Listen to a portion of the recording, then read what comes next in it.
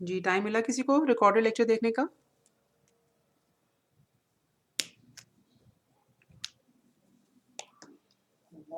अभी अच्छा जी, चलो तैयारी कैसी है आप लोगों की? तैयारी कुछ हो गई है? बस थोड़ी बहुत हुई है। थोड़ी बहुत हुई है, कल तो पेपर है। Yes ma'am. अच्छा जी, आपने है आप मैसेज देख लिया होगा कि कल का जो लेक्चर है ना इंशाल्लाह वो फिर रिकॉर्डेड लेक्चर ही मैं अपलोड कर दूंगी ताकि फिर आप लोगों को कल इंटरेक्टिव सेशन अटेंड करने की ज़रूरत ना पड़े, ठीक है?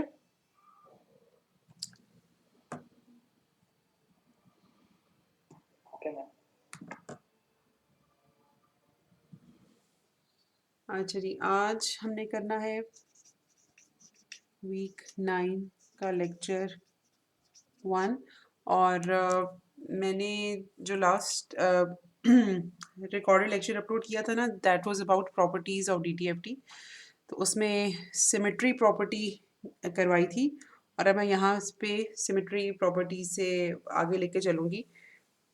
उसी से बस रिलेटेड एक एग्जांपल है, वो आप होपफुली जब लेक्चर देखोगे तो थोड़ी सी ये चीज़ें भी क्लियर हो जाएंगी जो मैं यहाँ पर भी बात करने लगी हूँ कि टाइम डोमेन सिग्नल को हम रिप्रेजेंट करते हैं एक्स ऑफ एन के साथ और इसका जब हम ट्रांसफॉर्म लेते हैं या डीटीएफटी लेते हैं तो इस फ्रीक्वेंसी डोमेन के सिग्नल को हम एक्स ऑफ ओमेगा से रिप्रेजेंट करते हैं, ठीक है?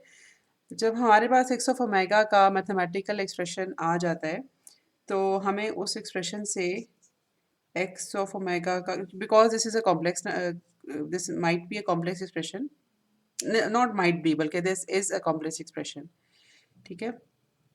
तो उसको हमें उसका रियल पार्ट, इमेजिनरी पार्ट और फिर इन दोनों पार्ट्स को मिलाकर डी टी एफ टी का मैग्नीट्यूड और फेज ये चारों एक्सप्रेशंस निकालने आने चाहिए डी टी एफ टी के एक्सप्रेशन से, ठीक है? इसी एक छोटी सी एग्जांपल कर लेते हैं। मसलन हमारे पास अगर एक्स ऑफ एन है इस तरह से, ठीक है? और इसका डी टी एफ टी हम कंप्यूट करते हैं इस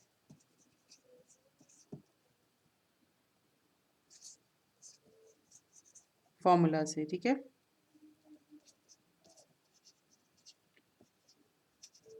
ये आप देख देख के अंदाज़ा लगा सकते हो कि ये जी ट्रांसफॉर्म से बहुत मिलता जुलता है। बल्कि जब आप वीडियो देखोगे तो आप प्रॉब्ली हमने उसी में डिस्कस किया था कि जो जी ट्रांसफॉर्म और फोरियर ट्रांसफॉर्म हैं वो बिल्कुल एक जैसे हो जाते हैं या उनको हम एक जैसे ट्रीट कर सकते हैं जब आर वन हो। अब आपको खैर याद नहीं होगा कि आर क्या चीज़ है, because Z is a complex number तो जी को हम लिख सकते हैं इस तरह से, मतलब जी की जो फेजर फॉर्म है या पोलर फॉर्म है उसको हम इस तरह से लिख सकते हैं। तो फॉर आर इक्वल, बल्कि आर का मैग्नीट्यूड हमें कहना चाहिए, फॉर आर इक्वल टू 1 तो किसी भी एक्स ऑफ एन का जो जी ट्रांसफॉर्म है that is equal to X of N का फोरियर ट्रांसफॉर्म, ठीक है? इसको थोड़ी सी डिटेल में लास्ट लेक्चर में किया हुआ है, वो आप लोग ज़रूर देख लेना। अच्छा, इसी क्वेश्चन की हम बात कर रहे थे, यहाँ पर अब हम लोगों ने X of N plug in करना है। चूँकि X of N A raise to power N U of N है तो यहाँ पर लिमिट्स में चेंज आ गया, लिमिट्स अब 0 से इन्फिनिटी जा रही हैं और हमारे पास ये वाला एक्सप्रेशन आ गया और यहाँ से हम लगा सकते हैं फॉर्मूला जो कि हमें ये रिजल्ट देगा, ठीक है?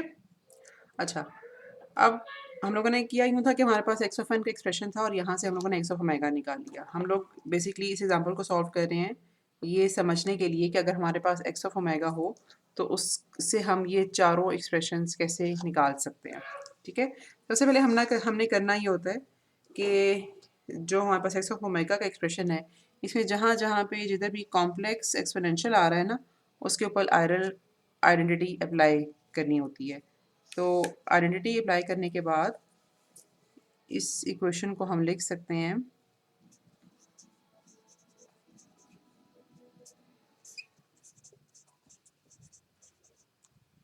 ठीक है, ये मैंने लिखा है 1 माइनस ए cos omega plus J into ए साइन ओमेगा। उसके बाद जो अगला स्टेप होता है वो रैशनलाइजेशन का होता है।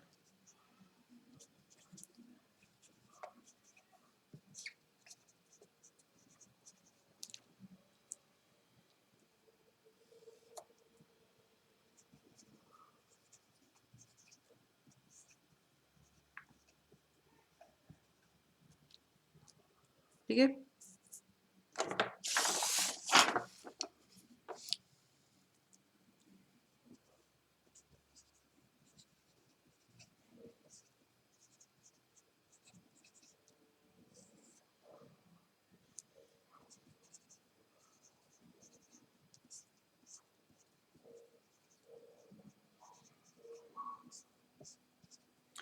इस स्क्वायर को जब फर्दर सॉल्व करते हैं तो थोड़ी सी यहाँ पे सिंप्लीफिकेशन या सिंप्लीफाइड टर्म्स हमें मिल सकती हैं, जिसकी वजह से ये एक्सप्रेशन अब लिखा जाएगा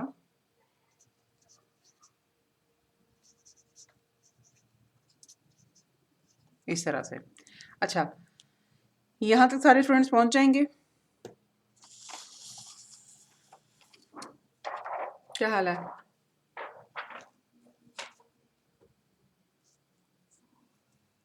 इस एक्सप्रेशन को एवेल्युएट कर सकोगे आप लोग?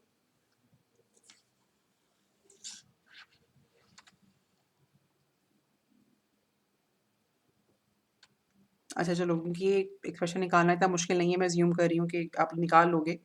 क्या आप इस एक्सप्रेशन को देखते हुए आप, ये हमारे पास एक्स ऑफ ओमेगा है ना, क्या इसका रियल पार्ट और इमेजिनरी पार्ट निकाल सकते हो या लिख सकते हो?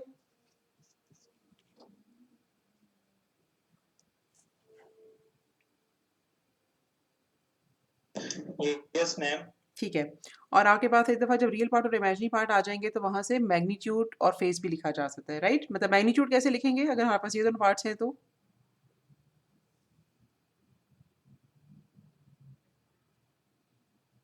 मैम ये चीज याद नहीं है। ओके, अच्छा चलो, मैं यहाँ से अंडर रूट ले लेंगे। यस, मतलब मैं ये ज्यूम कर रही हूँ कि हमारे पास एक्स ऑफ ओमेगा अगर है तो इस एक्सप्रेशन को देखकर आप रियल पार्ट और इमेजिनरी पार्ट लिख सकते हो। तो आगे जो अगला सवाल था मेरा मैग्नीट्यूड का, वो इस तरह से मसला हल होगा।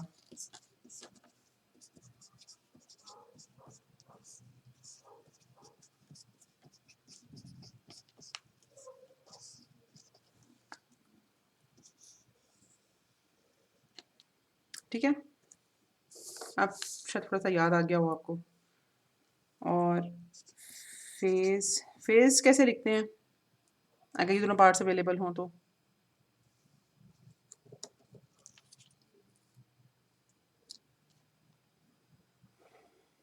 tan inverse of imaginary variable. जी, tan inverse of imaginary part over real part. अच्छा,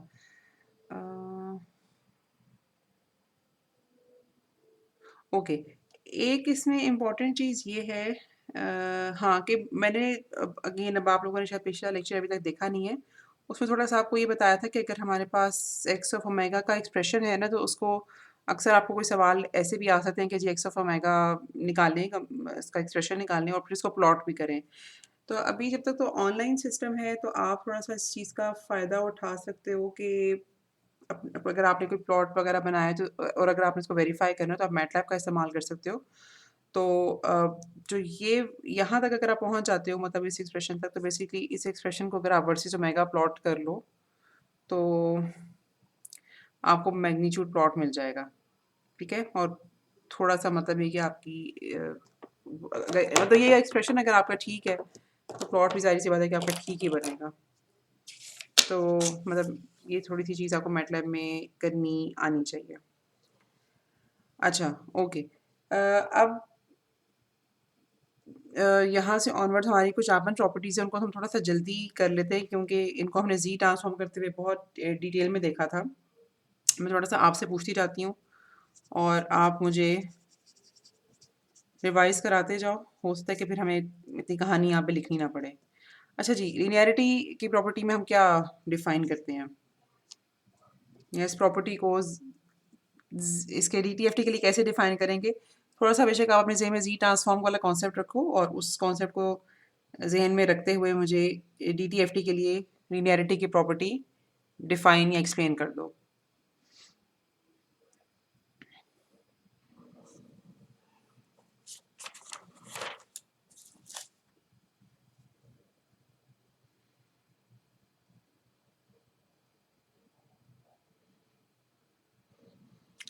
अच्छा, मैं यहाँ पे थोड़ा टाइम बचाने की कोशिश कर रही हूँ ताकि हम चैप्टर 4 जल्दी ख़त्म करके चैप्टर 5 पे जाएँ।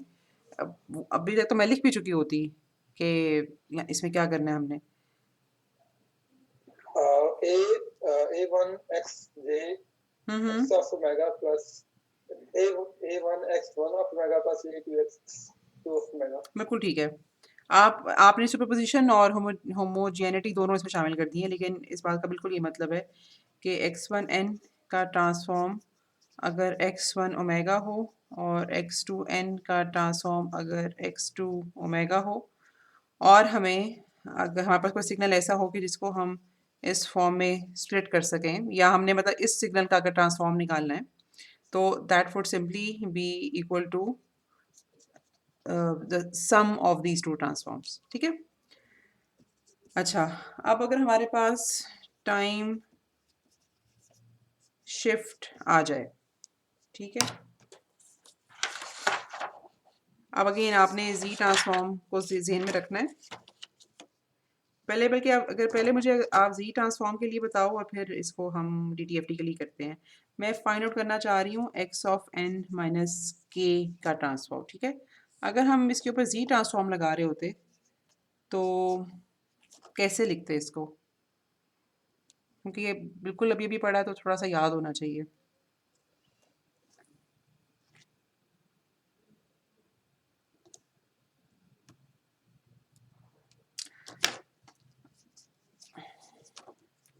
इसको हम इस तरह से लिखते हैं, ठीक है, जीरो टू माइनस के मल्टीप्लाइड बाई एक्स ऑफ जी। अब यही चीज़ हम आप लोगों ने मुझे बतानी है डी टी एफ टी के लिए। एक्स ऑफ एन माइनस के का डी टी एफ टी क्या कैसे लिखा जाएगा?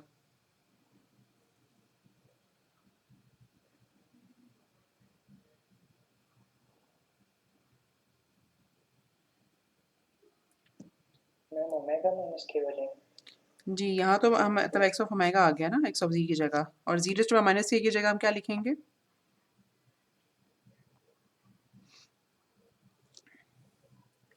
ए raise to power minus J omega के।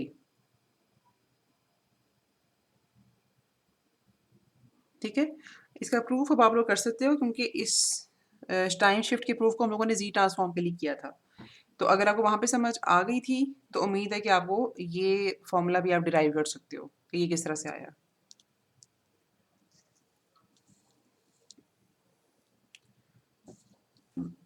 ओके, हम लोगों ने ना प्रॉब्ली इस चीज़ को जी ट्रांसफॉर्म में भी पढ़ा था, लेकिन मैं इसको थोड़ा सा आप यहाँ पे एक दफ़ा फिर एम्फोसाइज करना चाहूँगी कि लेट्स सपोज हम लोगों ने एक सिग्नल है हमारे पास ए रेज़ टू पावर एन 0 से लेकर m माइनस 1 तक, ठीक है, और this is zero otherwise. Okay, अब इसको मैं अगर यूनिट स्टेप्स की फॉर्म में लिखना चाहती हूँ तो इसको हम कैसे लिख सकते हैं? यहाँ पर यूनिट स्टेप में क्या क्या लिखा जाएगा सच दैट कि ये सिग्नल और ये इक्वेशन, मतलब ये एक्सप्रेशन और ये इक्वेशन दोनों इक्वल हो?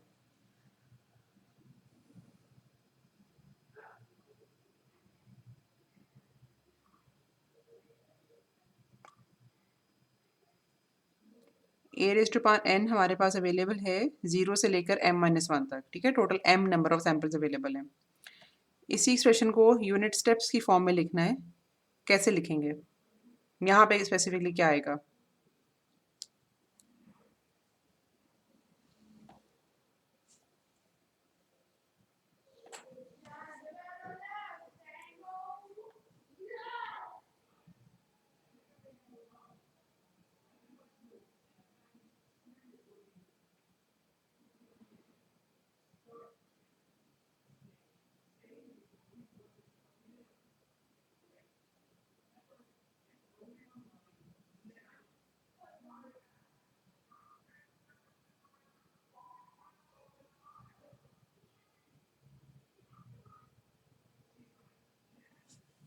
जी मैं आपके जवाब का इंतज़ार कर रही हूँ। यहाँ पे क्या आएगा?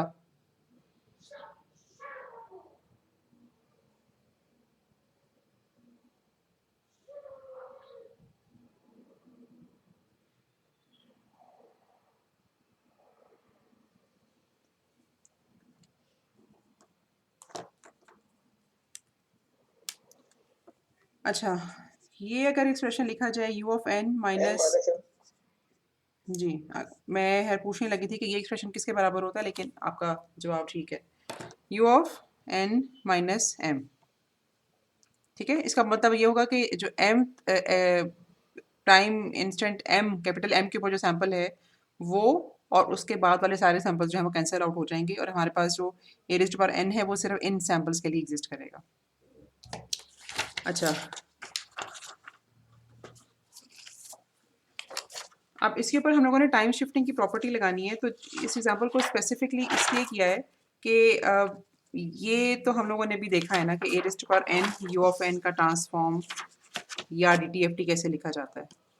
ठीक है, अब इस एक्सप्रेशन में एक मसला है कि यहाँ पर हमारे पास दो n इन्वॉल्व है। ठीक है, इधर और इधर। अब जब हम लोगों ने टाइम शिफ्टिंग प्रॉपर्टी किसी एक्सप्रेशन के ऊपर लगानी है ना, तो उसमें जहाँ जहाँ पर n आएगा उसमें सेम शिफ्ट आना चाहिए। तो इस मसले को यहाँ पर हम कैसे सॉल्व करेंगे?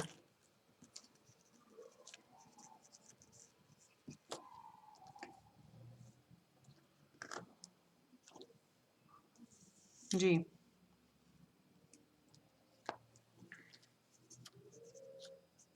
m को प्लस और माइनस करेंगे। ठीक है,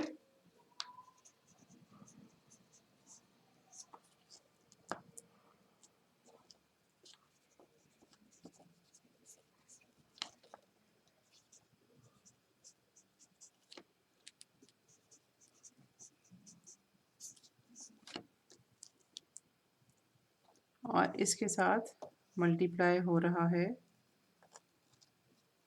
ए रेज़ टू पावर m। ठीक है, अब टाइम मतलब इसका तो हमें ट्रांसफॉर्म लेना आता है, हम लोगों ने अभी थोड़ी देर पहले पिछली एग्जांपल में इसको देखा था। ये तो लिखा जाएगा इस तरह से। ठीक है, अब ये जो ए रेज़ टू पावर m है ये सिंपली अ स्केलर फैक्टर, और बेसिकली होमोजेनिटी प्रॉपर्टी जो है उसकी या लीनियरिटी प्रॉपर्टी यहाँ पर अप्लाई होती है। टाइम डोमेन में अगर सिग्नल के साथ कोई कांस्टेंट मल्टीप्लाई हो रहा हो तो DTFT में भी मल्टीप्लाई होगा। अच्छा, ये तो AM यहाँ पर वैसे ही आ गया। अब जो रिमेनिंग सिग्नल है जिसमें हर n में सेम शिफ्ट है, इसके ऊपर हम जब टाइम शिफ्टिंग प्रॉपर्टी लगाएंगे तो इसको लिखा जा सकता है e raise to power minus J omega m divided by 1 minus A E raise to power minus J omega. ये इस एक्सप्रेशन की समझ आइए कैसे लिखा गया है?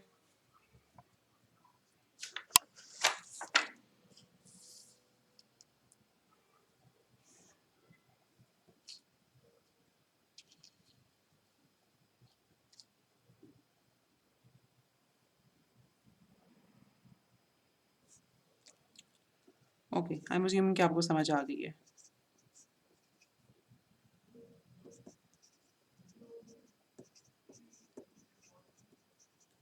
कंबाइन करके इसको हम इस तरह से लिख सकते हैं। ठीक है, अच्छा फिर हमारे पास टाइम रिवर्सल की प्रॉपर्टी है। इसमें अगर हमें कभी x ऑफ माइनस n का ट्रांसफॉर्म अगर लिखना पड़े तो that would be equivalent to x of minus omega. ठीक है,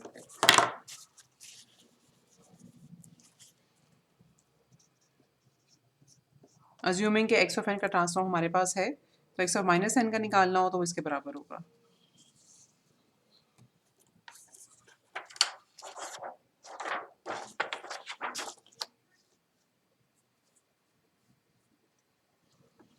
फिर एक और बड़ी इम्पोर्टेंट प्रॉपर्टी है टाइम शिफ्टिंग के बाद फ्रीक्वेंसी शिफ्टिंग की, जिसकी डायरेक्ट एप्लीकेशन कॉन्वोल्यूशन में है।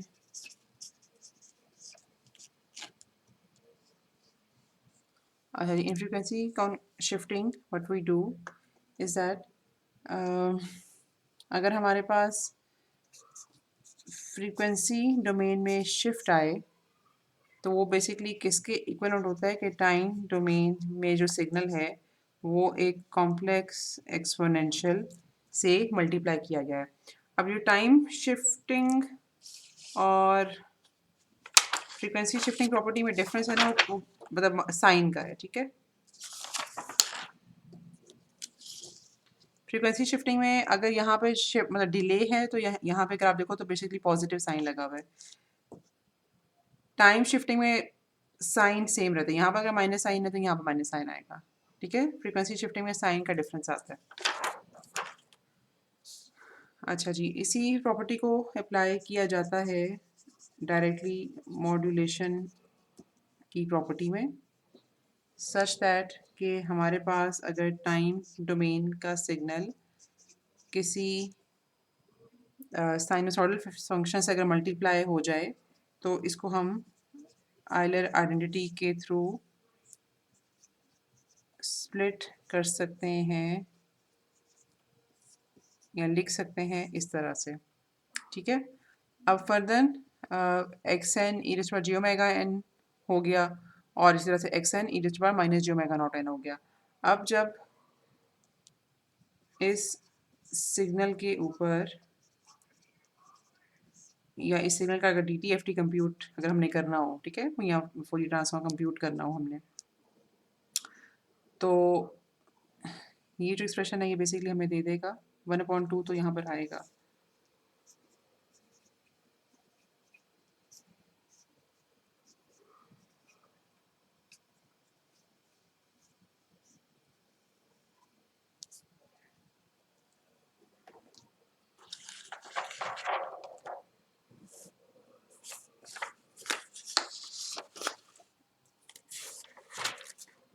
ओके, ये चीज़ समझ आ गई, थी मुश्किल तो नहीं है। यस मैम, आ गई। ओके, अच्छा, फिर आप लोगों ने पार्सेवल्स थ्योरम पढ़ा होगा, ये भी लास्ट लेक्चर में डिस्कस हुआ था परहैप्स। और इसका हम लोगों ने इसकी स्टेटमेंट तो पढ़ी हुई है, लेकिन हम लोगों ने इस वक्त प्रॉब्लम इसका नाम नहीं लिया था। वो ये है कि हमारे पास अगर टाइम डोमेन सिग्नल की इंफॉर्मेशन हो तो हम उसको स्क्वायर करके सारे स्क्वायर्ड सैम्पल्स को ऐड अप करते हैं तो हमें सिग्नल की एनर्जी मिलती है।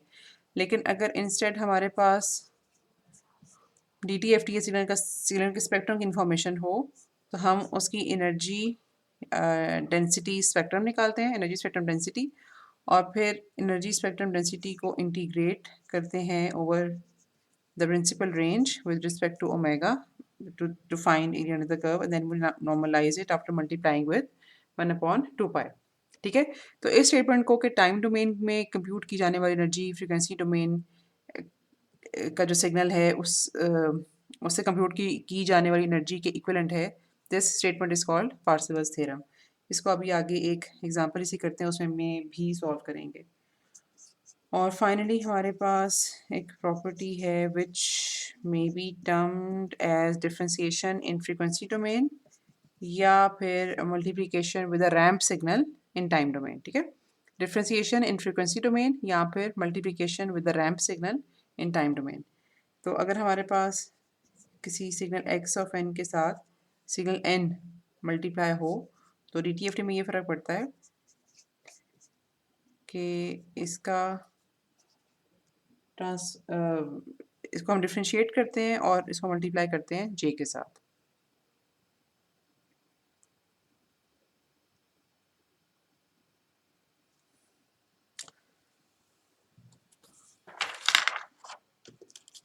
अच्छा जी, अब हम कर लेते हैं 2 एग्जांपल्स।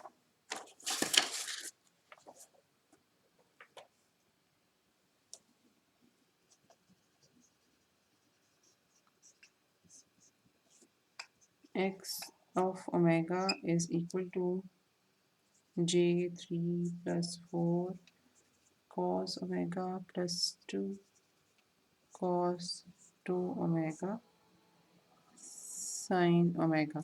अच्छा, हमें x ऑफ ओमेगा गिवन है और हमने कंप्यूट उसमें x ऑफ n करना है, या टाइम डोमेन सिग्नल निकालना है। Any ideas how would we proceed?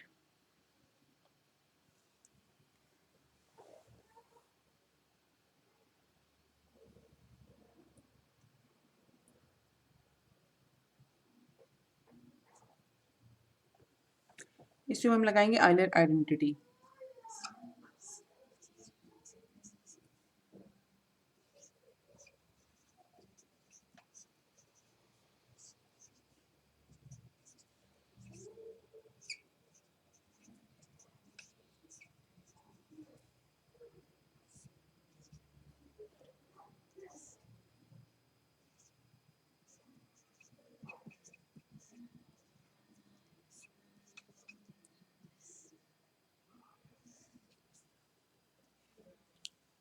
ठीक है, अब ये वाला जे इस जे से कैंसिल आउट हो जाएगा।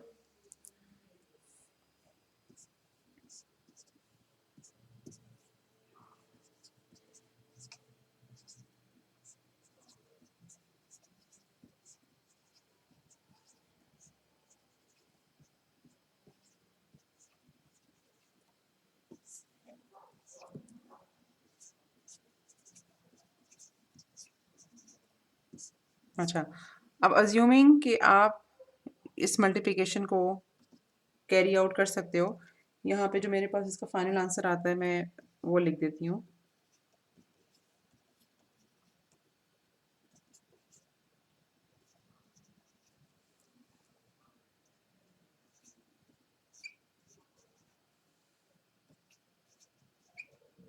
मैम जी मैम ये 2 किसका कैंसिल हो गया, ये साइन वेक्टर वाला? नहीं, वो आएगा, उसको आना चाहिए। और एक मिनट, मैं यहाँ पे इसको 0.5 लिख देती हूँ। ठीक है, थैंक यू।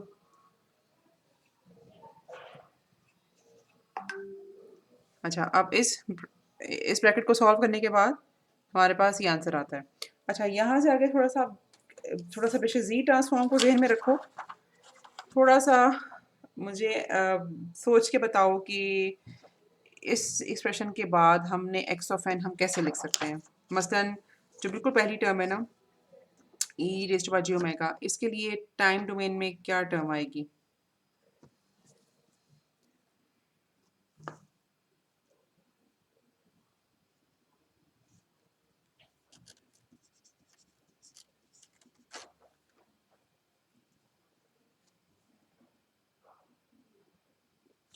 इसकी इक्विवेलेंट जी डोमेन की टर्म क्या है ई रेज़्ड टू जी ओमेगा की इक्विवेलेंट?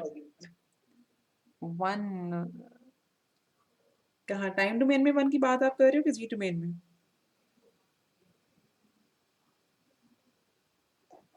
अच्छा sorry ma'am, U of N, दोबारा बोलिए, क्या होगी? यू ऑफ एन, नहीं, यू ऑफ एन नहीं, डेल ऑफ एन प्लस 1। अच्छा, अब ये समझ आती है कि कैसे लिखा है मैंने?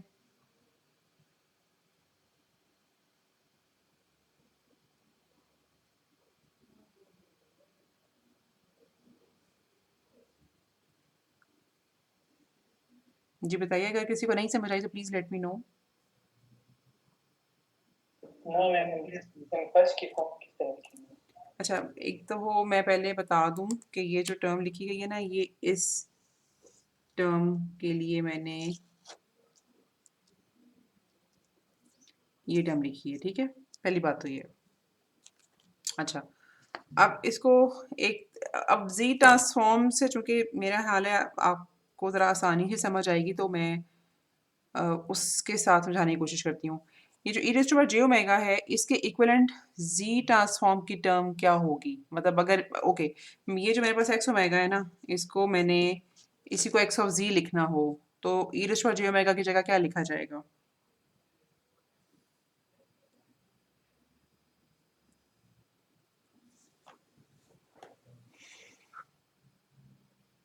सवाल समझ आ रहा है या मुश्किल है? अगर मुश्किल है तो आप मुझे बताओ, मैं फिर किसी और तरीके से समझाने की कोशिश करती हूँ।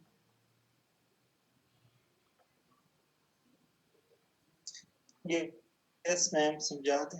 अच्छा, मतलब जी ट्रांसफॉर्म वाली बात आप रिलेट नहीं कर पा रहे हो, राइट? ऐसा ही है? Yes okay, ma'am. इसका जवाब था नो मैम।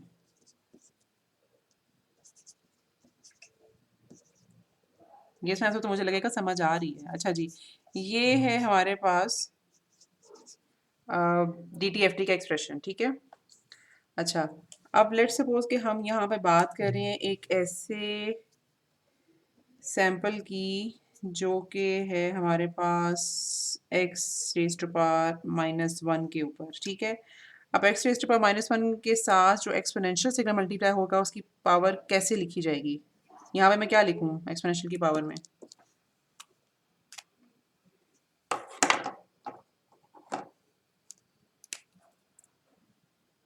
जे ओमेगा मैम। जे ओमेगा, ठीक है। उसके बाद एक टर्म आएगी x ऑफ 0 जिसके साथ ज़ाहिर सी बात है कि एक्सपोनेंशियल सिग्नल मल्टीप्लाई नहीं होगा, और उसके बाद एक और टर्म आएगी x ऑफ 1 जिसके साथ लिखा जाएगा x e raise to power j omega plus x2 e raise to power minus j2 omega and so on,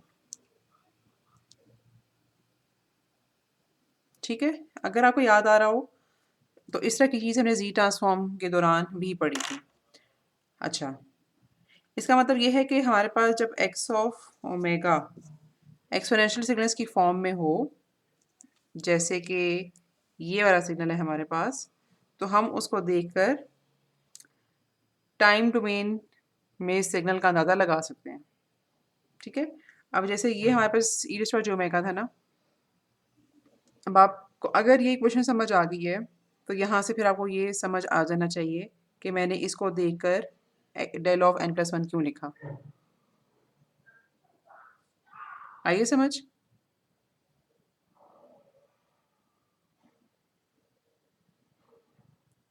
अगर नहीं आई तो please let me no.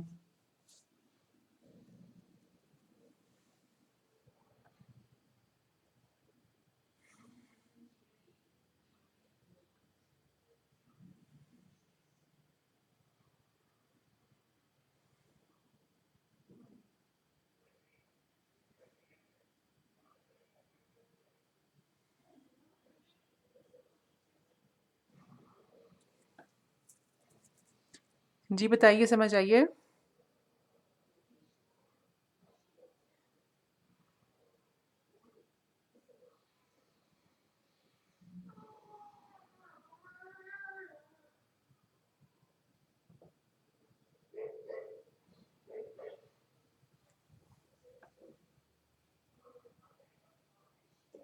Ma'am ये ई पावर माइनस जे ओमेगा जो है मैम, इसको फिर डेल n-1 लिखेंगे। आप E raise to power minus J omega की बात कर रहे हो? जी मैम। जी, उसको तो यही लिखेंगे, लेकिन मैं आगे इसलिए नहीं चल रही कि मुझे पहले ये पता लगे कि जो मैंने लिखा है वो समझ आया कि नहीं। इसको नहीं समझ आ ठीक है, इसको तो हम ऐसे ही लिखेंगे, यस मैम, समझ आ ठीक गया। है, ओके। अच्छा, अब मैं इसको मिटा रही हूँ ताकि मैं फिर बाकी जो है ना इसका जवाब वो यहाँ पूरा कर सकूँ।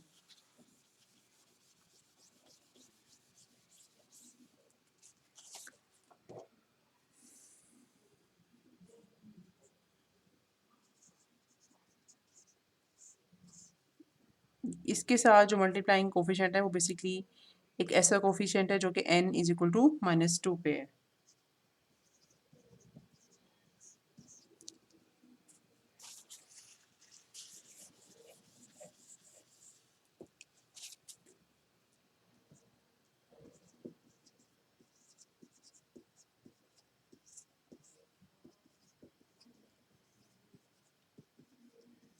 ठीक है, तो ये हमारे पास टाइम डोमेन में कुछ इस तरह का सिग्नल आएगा।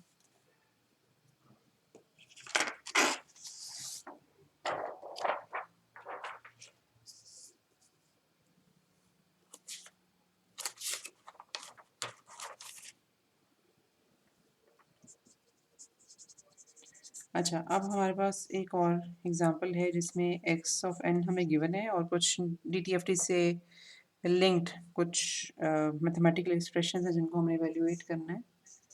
पहले मैं आपके सामने x ऑफ n लिख देती हूँ।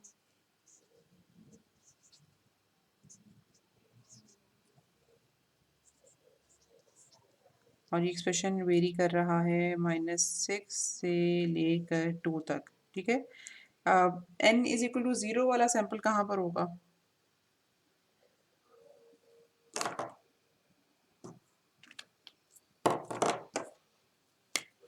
-2 पे मैम। जी, जो ये वाला सैंपल है ना, basically that is located at n equals to 0। अच्छा, अब इसमें कुछ चीज़ें मैं इवैल्यूएट करूँगी और फिर जो मुझे लगता है कि आप कर सकते हो, वो उनके लिए मैं आपसे कहूँगी कि आप कुछ वैल्यूएशन करो। मसलन x, कैपिटल X और 0 हमने निकालना है, ठीक है। अच्छा, इन ये छोटी-छोटी सी कंप्यूटेशंस हैं, उनका बेसिकली मतलब ये है कि आपको थोड़ा-सा ना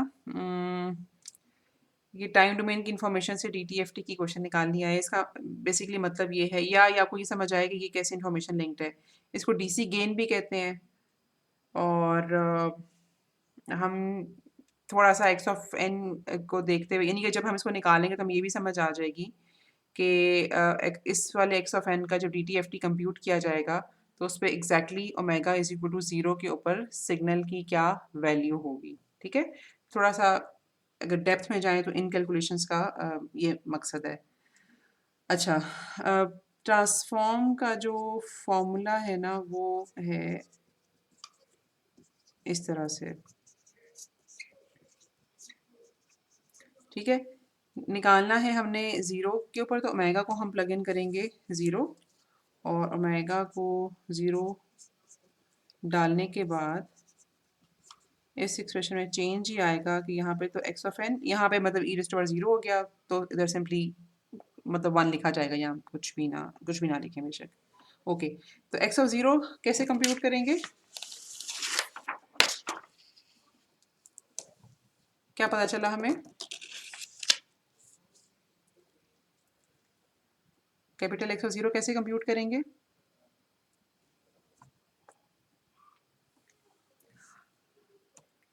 टाइम डोमेन के जितने भी सैंपल्स हैं उनका सम, ठीक है। मतलब इसको ऐसे भी लिख सकते हैं, क्योंकि बाकी तो हर जगह x ऑफ n वैसे ही 0 है।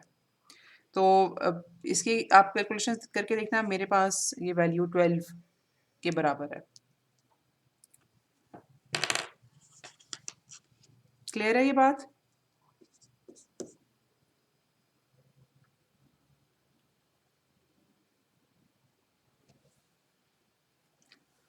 समझ आइए? जी मैम। ओके, अगला सवाल है x ऑफ पाई, मतलब मैक्सिमम फ्रीक्वेंसी के ऊपर DTFT की क्या न्यूमेरिकल वैल्यू है। इसे कैसे कंप्यूट करेंगे?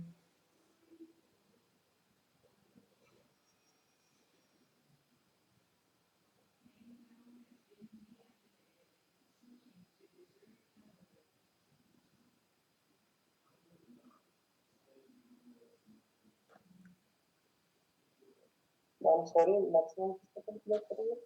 एक्स ऑफ पाई निकालना है ना, तो प्रिंसिपल रेंज हमारी -पाई से पाई होती है ना, तो इसमें हम मतलब मैक्सिमम फ्रीक्वेंसी के ऊपर निकालना चाह रहे हैं DTFT की न्यूमेरिकल वैल्यू। तो given this formula x of pi कैसे कंप्यूट करेंगे? हेडर में पाई हो जाएगा ऐड, उसके बाद जैसे ओके, चलो इसको हम लिख लेते हैं ओमेगा।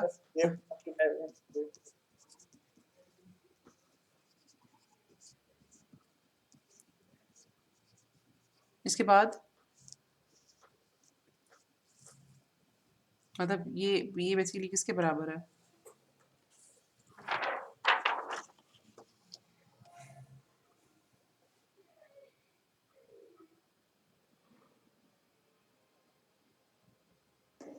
-1 के। आप दोबारा सोचो, ये हमेशा -1 के बराबर ही रहेगा।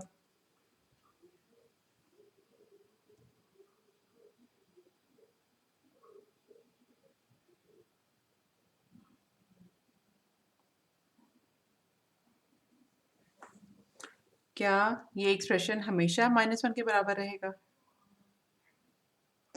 नो मैम, चेंज होगा हर 90 डिग्री के बाद।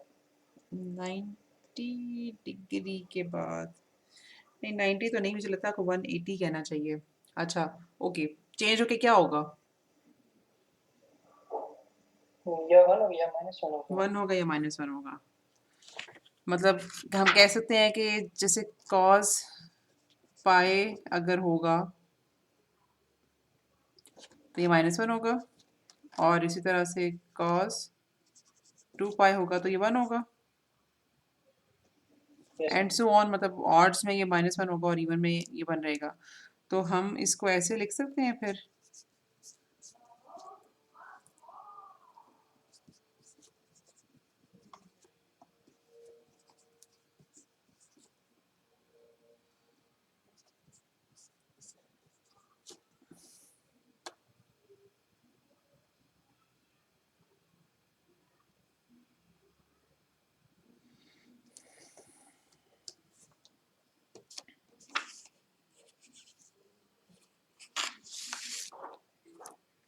अच्छा, अब ये जो मैंने एक्सप्रेशन लिखा है ना, ये लिखना इतना ज़रूरी नहीं है, ठीक है? ये इसको आप बेशक ना लिखें, लेकिन कम से कम ये फिगर आउट कर लेना कि E raise to power minus J pi N -1 और 1 में फ्लक्चुएट होता रहेगा, और फिर मतलब जब आपने ये सोच लिया तो उस इंफॉर्मेशन को फिर अब आपने इस्तेमाल कैसे करना है या इनकॉर्पोरेट कैसे करना है, वो ज़रूरी है। ये तो मैंने मतलब एक फ़ॉर्मूले को एक शक्ल मुख्तलिफ दे दी ना, और अब मैं इस फ़ॉर्मूले को इस्तेमाल करूँगी। लेकिन जो मेरा बात करने का मकसद है वो ये है कि अगर आपको ये भी पता चल जाए कि ये जो एक्सप्रेशन है ये 1 और -1 में फ्लक्चुएट होता रहेगा, तो फिर आप उस इन्फॉर्मेशन को डायरेक्टली अपने कैलकुलेटर में प्लग इन करके आंसर निकाल सकते हो, ठीक है? इस फ़ॉर्मूले को लिखना ज़रूरी नहीं है। लेकिन ये फिगर आउट होना ज़रूर चाहिए, आपको ये ज़रूर पता होना चाहिए कि ये जो ये वाला जो कॉम्प्लेक्स एक्सपोनेंशियल है, ये क्या न्यूमेरिकल वैल्यू आपको दे सकता है। अच्छा, अब जब ये वाला फ़ॉर्मूला आप इस्तेमाल करोगे, तो मेरे पास जो इसका आंसर आता है दैट इज़ -12। आप इसको ज़रा कंप्यूट करके देखना, ट्राई करके देखना।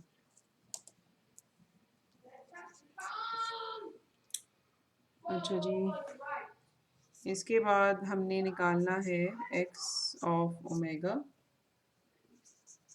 डी ओमेगा माइनस पाई से लेकर पाई तक।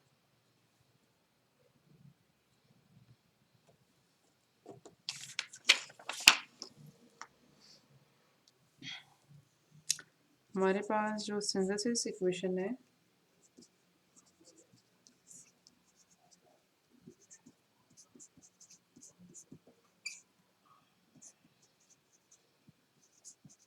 वो इस तरह से डिफाइन हम करते हैं, ठीक है?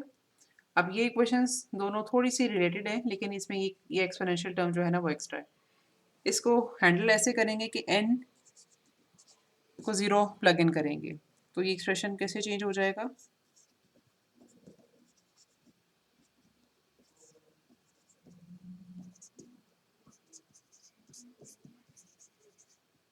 अब ये थोड़ा सा हमारे काम का एक्सप्रेशन है।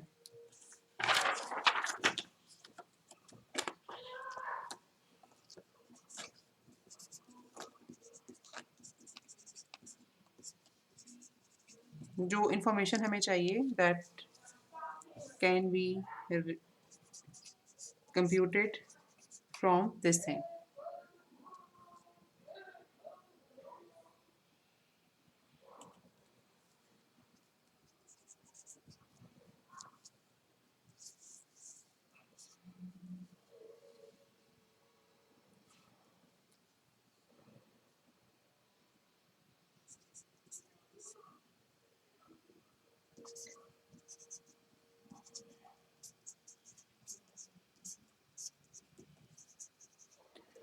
अच्छा जी, ये यहाँ पर हम इस्तेमाल करेंगे पार्सेवल्स थ्योरम। ज़रा मुझे पार्सेवल्स थ्योरम देख कर जो आप लोगों ने फॉर्मूला लिखा है उसका, प्रॉपर्टीज से हम लोगों ने भी पढ़ा है, and it is about energy computation. उसको देख के ज़रा आप मुझे बताओ कि अ, इसको हम किसके बराबर लिख सकते हैं या कैसे कंप्यूट कर सकते हैं?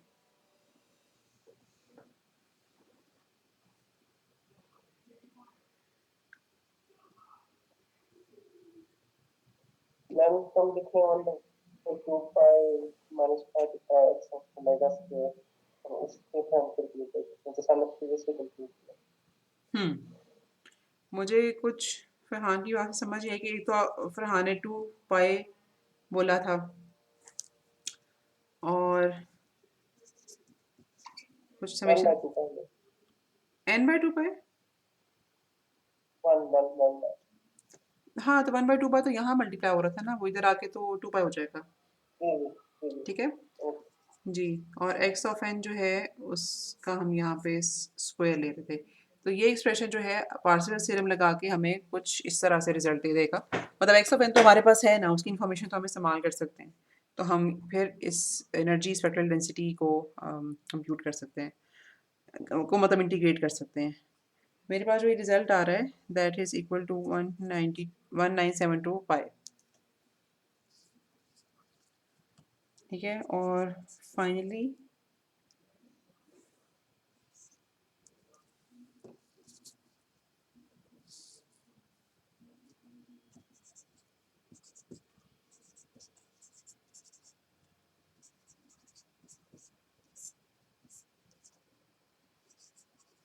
ये निकालना है और इसके ऊपर आप अप्लाई डिफ्रेंसिएशन की प्रॉपर्टी भी करोगे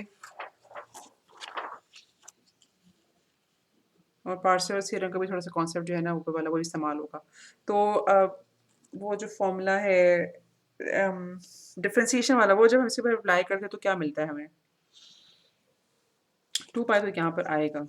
ठीक है, उसके अलावा यहाँ पर मैं क्या लिखूँ,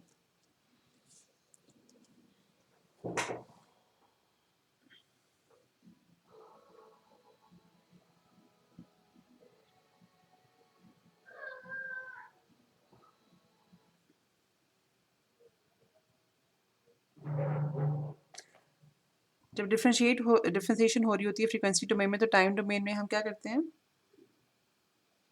ये टाइम डोमेन में क्या चेंज आता है उसकी वजह से,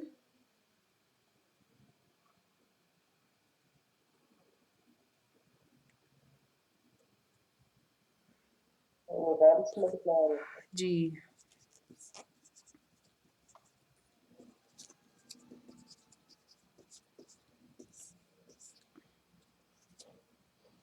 और यहाँ पर एक माइनस एक्स्ट्रा आएगा, क्यों? आजिश आप मुझे बताओ यहाँ माइनस क्यों लिखा है मैंने?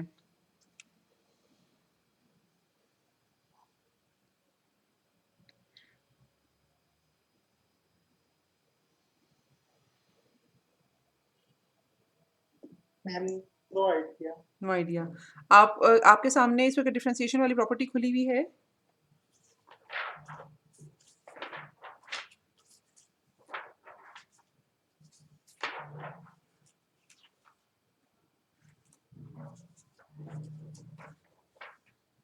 डिफ्रेंसिएशन वाली प्रॉपर्टी खुली है आपके सामने? Yes ma'am. अच्छा, उसमें देखो ना, कोई जे Yes, नजर आ ma'am. रहा है आपको?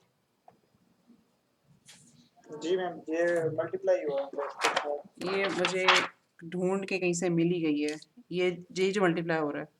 ठीक है, अब जब यहाँ पे हमने स्क्वायर Yes, लिया तो इस ये जो जे स्क्वायर है ये हमें -1 के साथ मतलब यहाँ पर अपेयर होगा। ओके। ठीक है, यस मैम, समझ गए। तो ये आएगा यहाँ पर, मेरे पास जो इसका आंसर है वो ये है।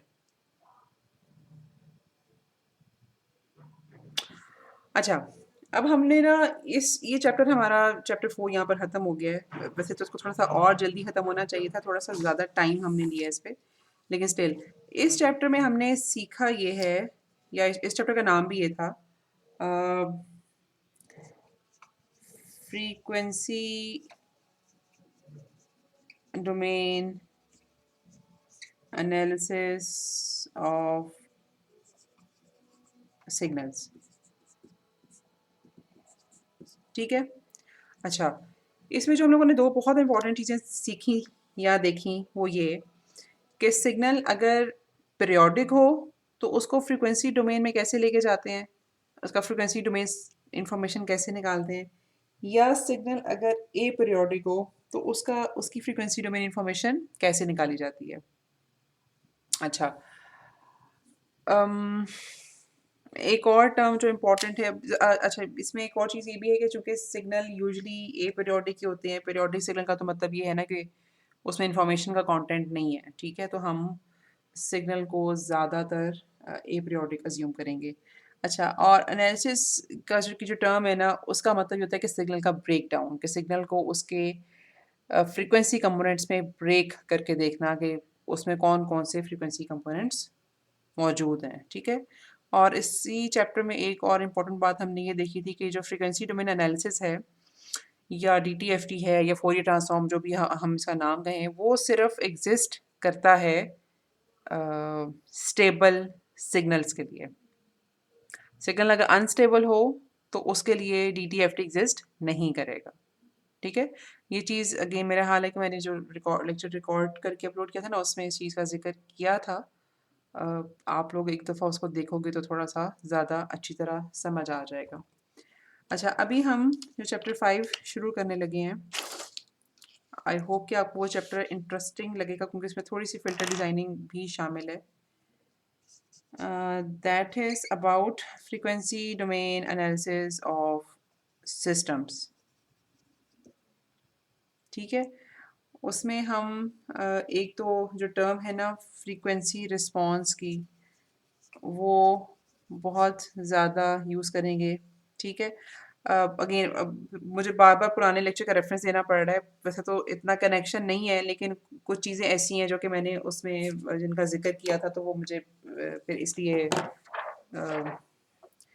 यहाँ पर उसको रेफ़र करना पड़ रहा है, ठीक है। सिस्टम्स की हम जब बात करते हैं तो जाहिर सी बात है कि फिर सिस्टम की इक्वेशन जो होती है ना, सिस्टम को मतलब रिप्रेजेंट जिस इक्वेशन से किया जाता है, जिस तरीके से किया जाता है, वो बहुत इंपॉर्टेंट होता है। मतलब हम टाइम डोमेन में जब भी सिस्टम्स का जिक्र करते थे तो हम मतलब एच ऑफ एन वहाँ पे फिर उसका जिक्र होता था। फिर हम लोगों ने जब सिस्टम्स को थोड़ी सी डिटेल में पढ़ा, जब जी ट्रांसफॉर्म हम देख रहे थे, ठीक है, तो जी ट्रांसफॉर्म हम लोगों ने जब सिस्टम्स के हवाले से पढ़ा तो वहाँ पे हमने सिस्टम की रिप्रेजेंटेशन के लिए एक टर्म यूज़ की, दैट वाज एच ऑफ जी, और हम लोगों ने इसको कहा था ट्रांसफ़र फंक्शन, ठीक है। अब हम लोगों ने जब फ्रीक्वेंसी डोमेन एनालिसिस करना है ना, तो यहाँ पे हम अज्यूम ये करेंगे कि हमारे पास जो इनपुट पे सिग्नल है वो बेसिकली उसको हम ब्रेक डाउन उसका कर सकते हैं into lots of frequency components, ठीक है। जैसे हम लोगों ने मतलब चैप्टर 4 में करना सीखा है, ठीक है, कि सिग्नल को कैसे किसी टाइम डोमेन सिग्नल को कैसे ब्रेक डाउन किया जाता है फ्रीक्वेंसी कंपोनेंट्स में। ओके, तो इनपुट सिग्नल चूंकि sum of different frequency components assume किया जाएगा, तो फिर हमें सिग्नल को सिस्टम को देखना ये पड़ेगा कि जब उसको फ्रीक्वेंसी कंपोनेंट्स दिए जाते हैं इनपुट पे, इंस्टेड ऑफ स्टेप सिग्नल या फिर एक्सपोनेंशियल सिग्नल, उनकी बजाय जब हमें फ्रीक्वेंसी सिग्नल्स दिए जाते हैं तो उसमें सिस्टम कैसे बिहेव करता है। तो एच ओमेगा यहाँ पर हम बहुत ज़्यादा इस्तेमाल करेंगे और इसका नाम हम रखते हैं फ्रीक्वेंसी रिस्पॉन्स। और जब हम बात करते हैं सिस्टम के एनालिसिस की, तो सिस्टम के एनालिसिस का मतलब ये होता है कि सिस्टम की आउटपुट फाइंड करना, ठीक है। तो फ्रीक्वेंसी कंपोनेंट्स हम इनपुट पर देंगे, सिस्टम का फ्रीक्वेंसी रिस्पॉन्स कंसिडर करेंगे और इस इंफॉर्मेशन से हम आउटपुट निकालेंगे। अच्छा, as we considered in Z transform कि अगर हमारे पास एक सिस्टम है जिसका transfer function H of Z है,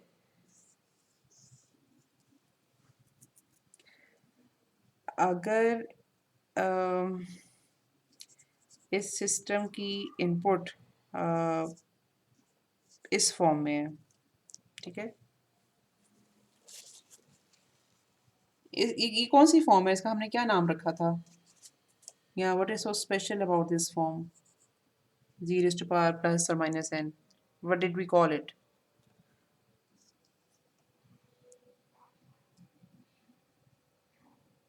थोड़ा ज़हन में है?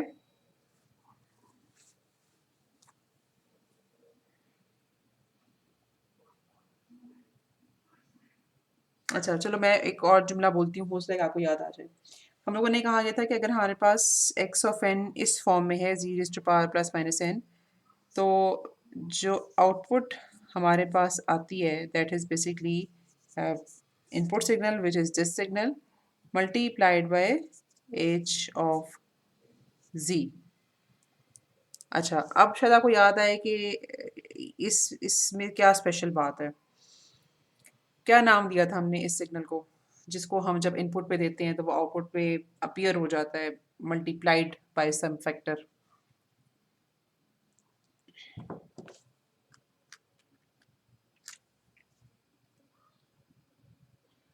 जी फरहान, आपको याद है?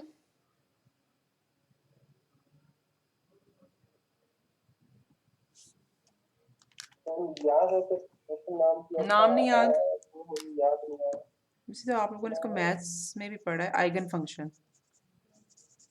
I don't think. ठीक है, एच ऑफ जी याद है? इसे क्या कहते हैं? Eigen value.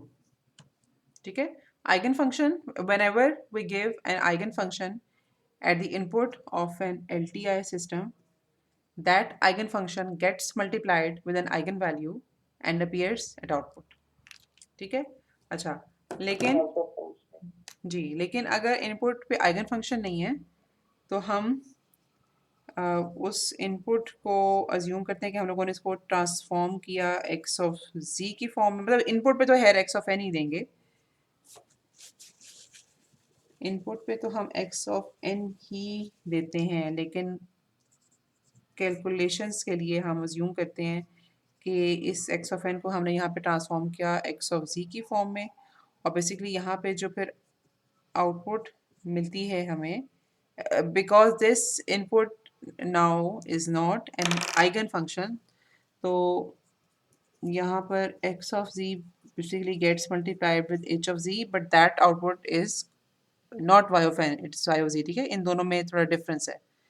इसमें x of n gets directly multiplied with h of z because it was an eigen function, लेकिन अगर आइगन फंक्शन नहीं होगा तो फिर हम एक्स ऑफ जी को एच ऑफ जी से मल्टीप्लाई करके वाई ऑफ जी कहेंगे। फिर हमें यहाँ पर एक इन्वर्स एक स्टेप लगाना पड़ेगा ताकि हमें y ऑफ n मिले।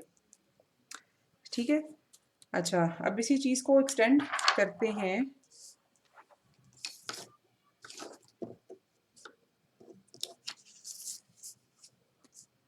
फ्रीक्वेंसी रिस्पांस के एनालिसिस के लिए। अब हमारे पास सिस्टम है और हमारे पास सिस्टम का फ्रीक्वेंसी रिस्पांस नोन है। ठीक है, तो अगर हमारे पास इनपुट आइगन फंक्शन है, अब इस केस में जब हम फ्रीक्वेंसी रिस्पांस की बात करें तो there can be two eigenfunctions. They can be complex exponential signals, ठीक है, या फिर दे कैन बी साइनोसॉइडल और कोसाइन सिग्नल। तो मैं इसको मतलब इस तरह से लिख रही हूँ, और ये साइन सिग्नल भी हो सकता है। ठीक है, अब हमारे पास जब हम फ्रीक्वेंसी रिस्पांस कंसिडर करें सिस्टम का, तो हमारे पास अब तो ट्रांसफर फंक्शन की बजाय फ्रीक्वेंसी रिस्पांस है। इनपुट पे जो आइगन फंक्शंस पॉसिबल हैं they can be either complex एक्सपोनेंशियल्स और साइनोसॉइडल सिग्नल्स। तो इनपुट पे जब इस तरह के आइगन फंक्शंस दिए जाएंगे तो output can be directly calculated as this, x of n simply gets multiplied with h of omega. लेकिन अगर हमारे पास input is not an eigen function तो कैलकुलेशन पर्पस के लिए हम फिर इसको एक्स ऑफ ओमेगा में कन्वर्ट करते हैं। यहाँ पे हमारे पास ये जो एक्स ऑफ ओमेगा है ये मल्टीप्लाई होता है फ्रीक्वेंसी रिस्पांस के साथ, हमें मिलती है आउटपुट y ऑफ ओमेगा, जिसके ऊपर फिर हमें एक इन्वर्स प्रोसेस लगाकर y ऑफ n तक पहुंचना पड़ता है। ठीक है, ये सारी कहानी समझ आई है?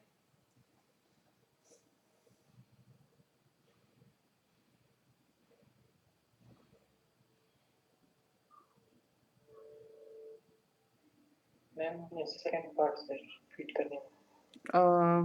अच्छा, सेकंड पार्ट से आपका मतलब है ये जो मैंने नीचे लिखा है वो? if not eigenfunction.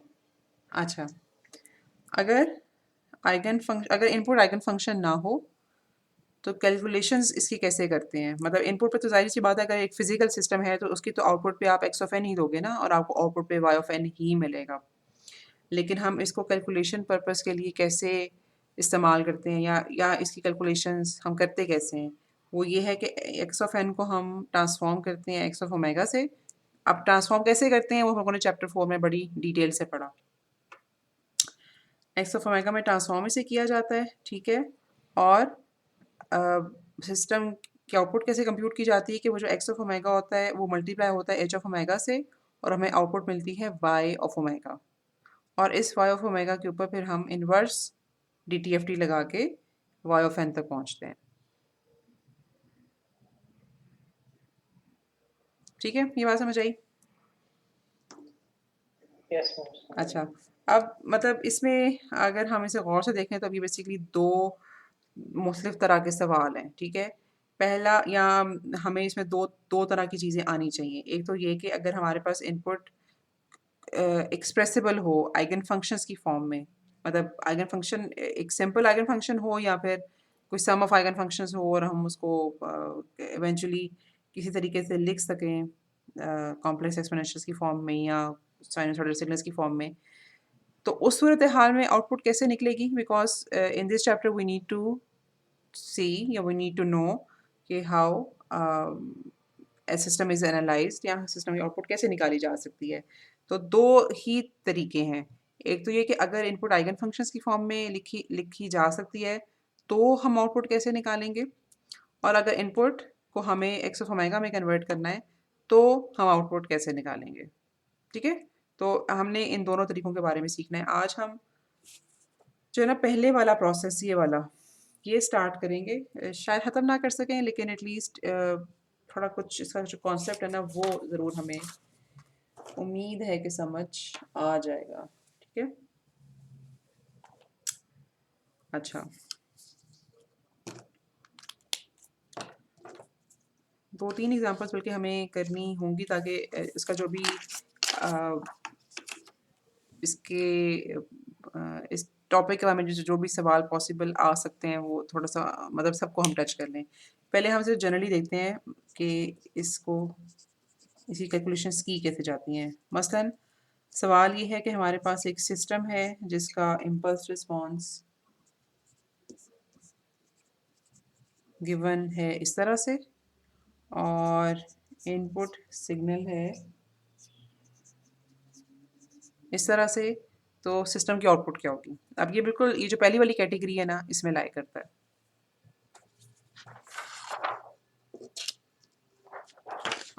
ठीक है, हाँ जी, क्या करेंगे? तो साहब मुझे गाइड करो, क्या करेंगे आउटपुट निकालने के लिए?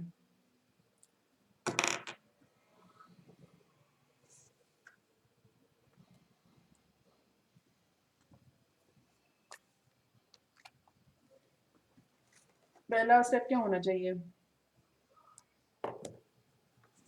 H of omega and then this to बिल्कुल ठीक है, एच ऑफ ओमेगा निकालेंगे। ठीक है, अच्छा, अब मैं एज्यूम करूँ कि वो थोड़ा सा आप कर सकते हो, समेशन वाला फॉर्मूला है, वैसे भी इसके फार्मूलाज गिवन होते हैं, लेकिन इस एच ऑफ एन को देखते हुए हम बड़ी आसानी से एच ऑफ ओमेगा का फॉर्मूला ऐसे लिख सकते हैं।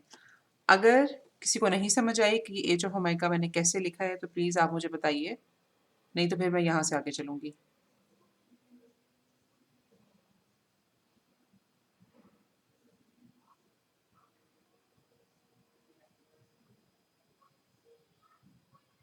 जी, समझ आ गई है एच ऑफ ओमेगा कैसे लिखा है?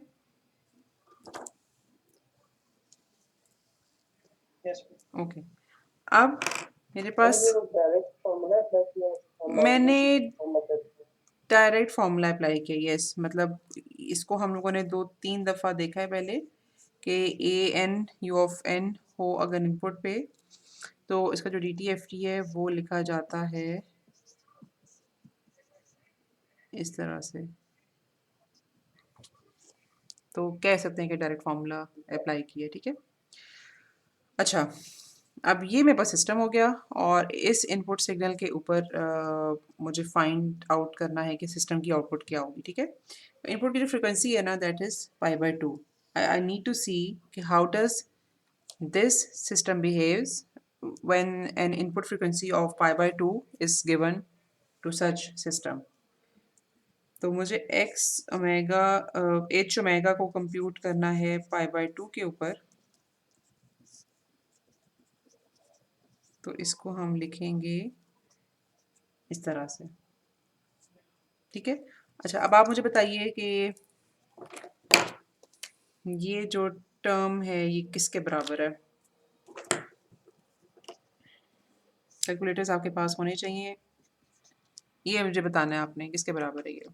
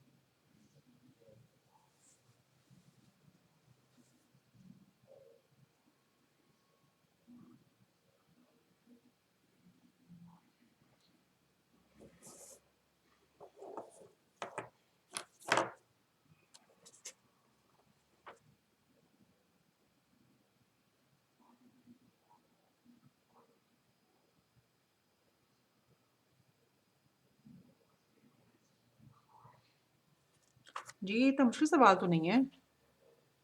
ये कॉम्प्लेक्स एक्सपोनेंशियल टर्म के क्या रिजल्ट देगी मुझे? -j आएगा। -j, ठीक है?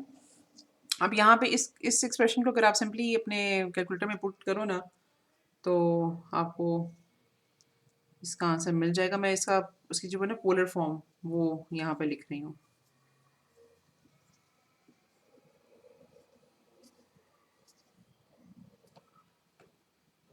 ठीक है? ये हो जाएगा ना, ये तो मुश्किल नहीं है।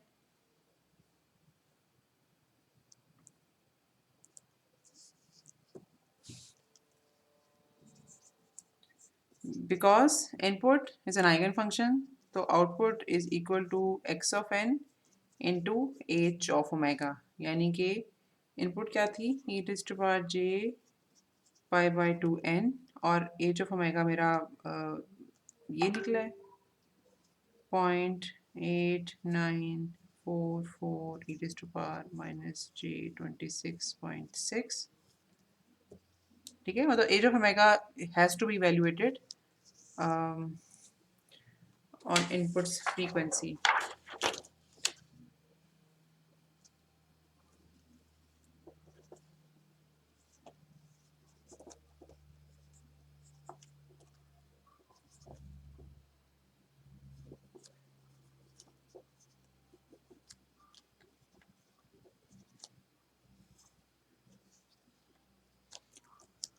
अच्छा, अब जो नतीजा हमें यहाँ से फौरी तौर पे निकालना चाहिए वो ये है कि अगर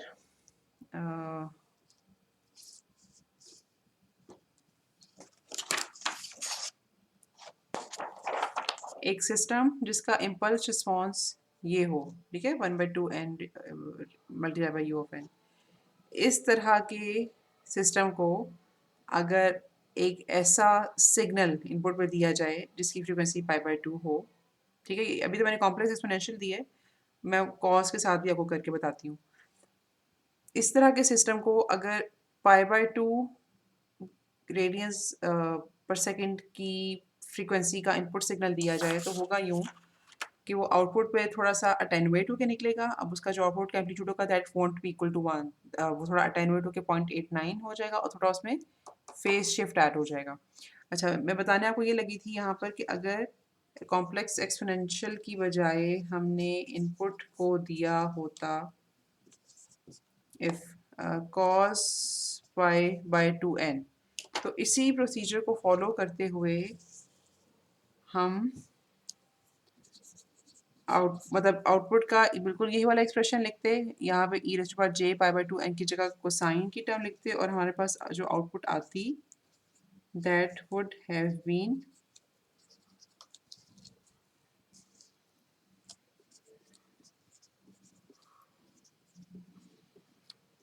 दिस सिग्नल।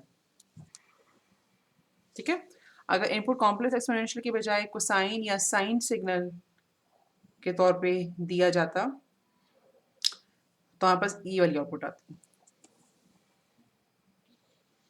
अच्छा, ये बात समझ आ गई है कि अगर इनपुट पे एलटीआई सिस्टम्स की इनपुट पे हमारे पास आइगन फंक्शंस हों तो इस तरह के इनपुट सिग्नल्स के लिए हम आउटपुट कैसे निकालते हैं?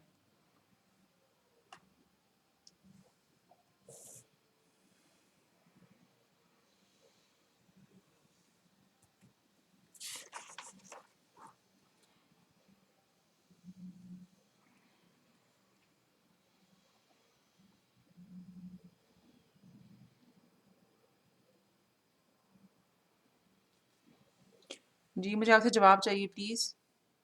क्या ये सवाल आपको करना आया है? समझ आई है इसकी कि अगर इनपुट सिग्नल में हमारे पास आइगन फंक्शंस हों तो सिस्टम की आउटपुट कैसे निकाली जाती है? Yes, ma'am. ओके। अच्छा, अब यही सवाल जो है ना, इसको अभी तो हमें एच ऑफ एन जैसे गिवन था। टाइम डोमेन में एक और इन्फॉर्मेशन मतलब सिग्नल को एक्सप्रेस करने का एक और तरीका क्या हो सकता है? इस सवाल में हमें सिस्टम का इम्पल्स रिस्पॉन्स गिवन था। एक और तरीका क्या हो सकता है सिस्टम की रिप्रेजेंटेशन का?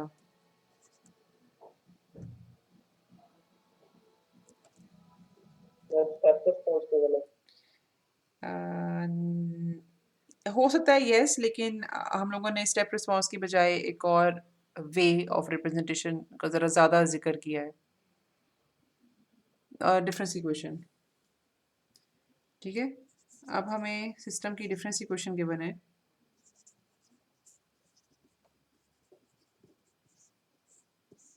ठीक है, और साथ हमें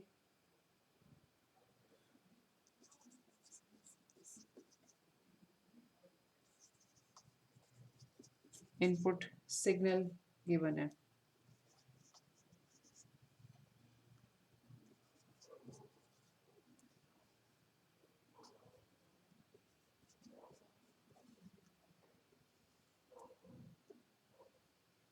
ठीक है, ये सिस्टम की डिफरेंस इक्वेशन गिवन है और हमें साथ मतलब इंफॉर्मेशन ये अवेलेबल है कि ये इनपुट सिग्नल इस सिस्टम को दिया गया है, तो हम आउटपुट फाइंड आउट करना चाह रहे हैं।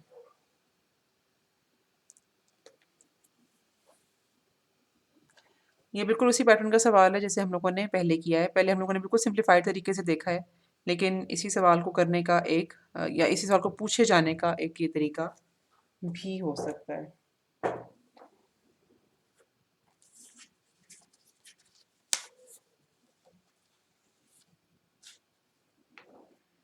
अच्छा जी, एच ऑफ ओमेगा तक कैसे पहुंचेंगे?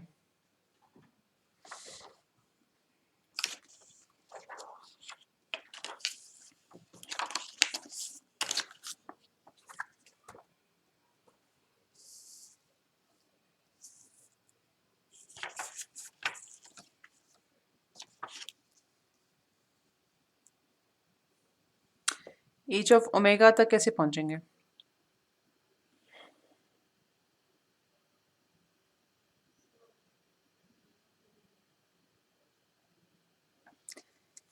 डिफरेंस इक्वेशन के ऊपर DTFT अप्लाई करेंगे। ठीक है, y ऑफ n का DTFT would be given as y of omega, x of n का DTFT x of omega और shifted signal x of n minus 10 इसका DTFT e raised to power minus j omega 10 into x of omega. Yeah, I would usually prefer to write it minus j 10 omega. Okay, output upon input is defined as transfer function or in this case frequency response.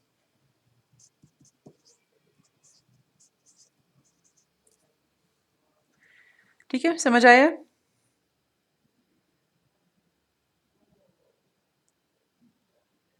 Ji ma'am.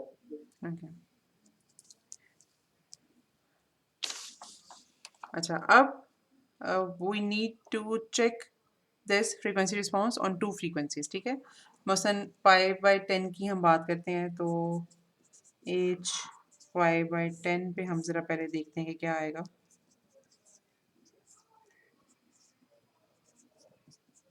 जी, क्या answer आएगा इसका?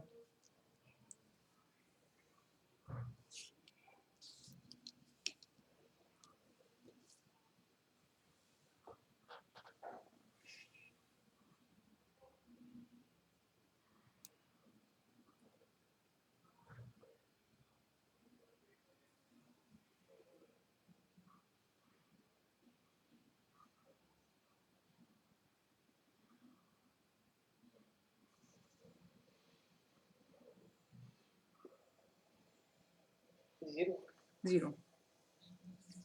बिल्कुल ठीक है. दूसरी frequency जो है जिसपे हमने चेक करना है वो कौन सी फ्रीक्वेंसी है?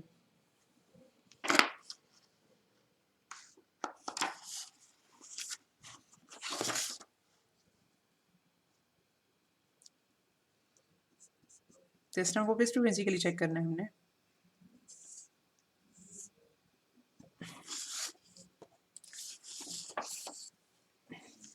इनपुट में ये दूसरा जो पार्ट है इसकी क्या फ्रीक्वेंसी है?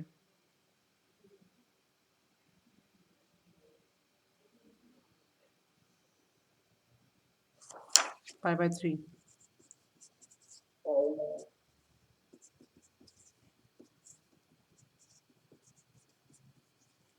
जी, क्या आएगा आंसर?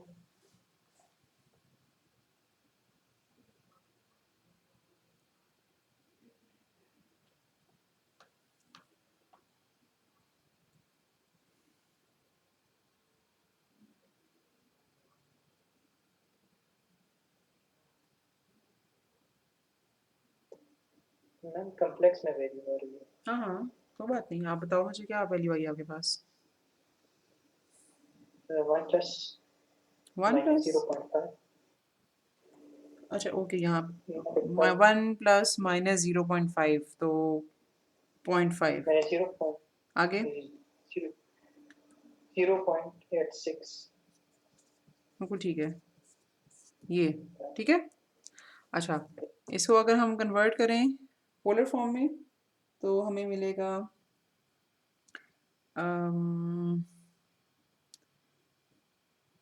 Something like this.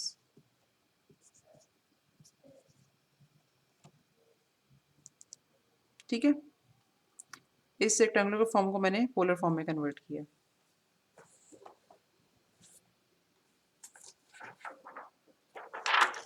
अच्छा, अब आपके पास ना ये दोनों रिजल्ट सामने लिखे हुए हैं. अब आपने मुझे आउटपुट लिखवानी है कि इस सिस्टम की आउटपुट क्या आएगी. मैं एक दफ़ा दोबारा से बता दूं, ये हमारे पास सिस्टम है, ठीक है, और हम लोगों ने ये जो फंक्शन है ये इसके इनपुट पे दिया है. इस फंक्शन को हम देख सकते हैं कि basically this is expressible as sum of eigen functions. ठीक है, तो ये हम लोगों ने इनपुट पे दिया. इस सिस्टम के आउटपुट पे क्या आएगा?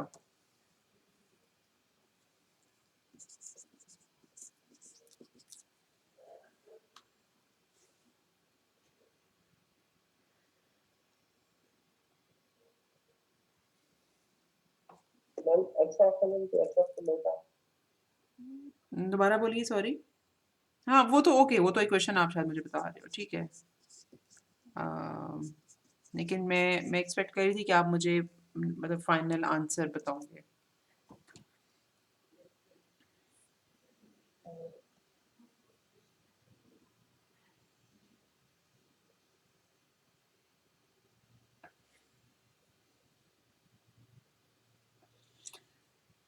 जिस वक्त इनपुट में एक ऐसा फ्रिक्वेंसी कंपोनेंट दिया जाएगा जिसकी फ्रिक्वेंसी π/10 होगी, तो उसके अगेंस्ट जो आइगन वैल्यू सिस्टम में प्रोड्यूस होगी ना, दैट इज़ ज़ीरो।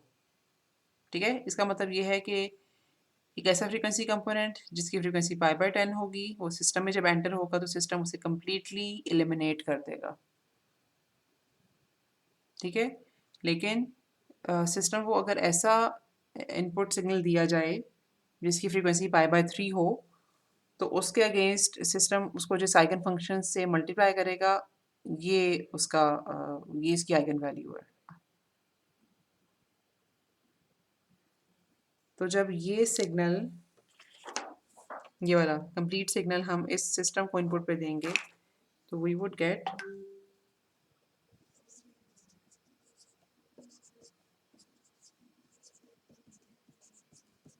ये तो इनपुट सिग्नल था ना, इसमें एक मज़ीद कुछ फेस ऐड हो जाएगा, ये वाला।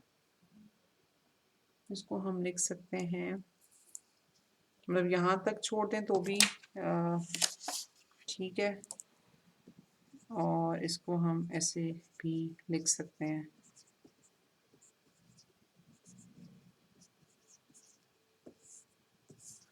जी, ज़रा मुझे बताओ कि ये बात समझ आई कि नहीं?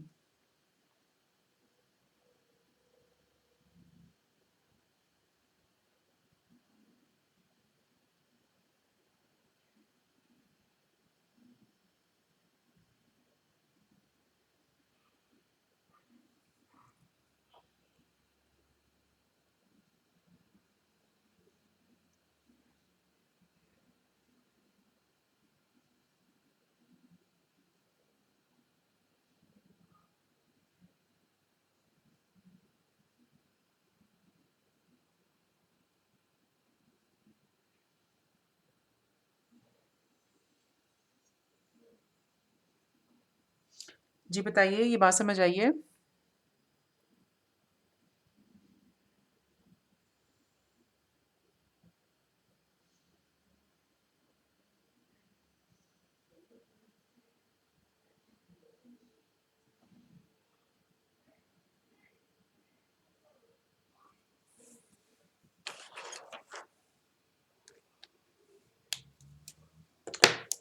अच्छा, okay.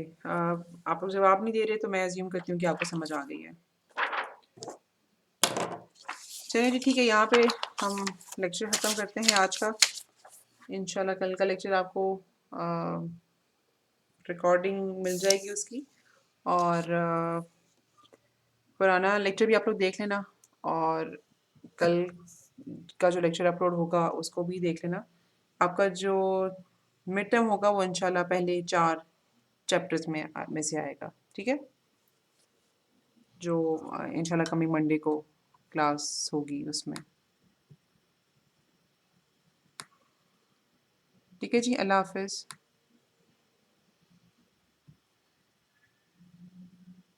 Okay, ma'am, thank you. Thank you, अल्लाह हाफ़िज़।